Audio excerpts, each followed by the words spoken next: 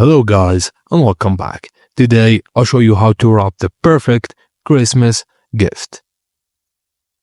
When you get your gift ready and up, now you'll have to do the wrapping, and here's how to do the perfect wrapping for a Christmas gift. Firstly, measure and cut paper. Roll out wrapping paper like pattern side down. Place your box face down and wrap the paper around it. Cut the paper with 2-inch overlapping enough extra on each and to cover about 3/4 of the box's height. 2. Tape on side. Center the box on the paper and lift one side of the paper, then tape it halfway across the box to keep it in place.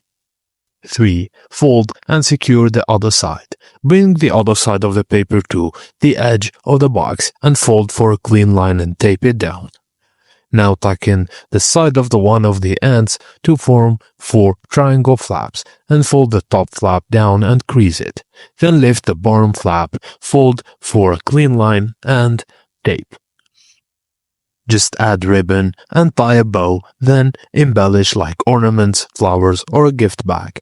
And that's it guys. Thank you for watching and please don't forget to like and subscribe for more.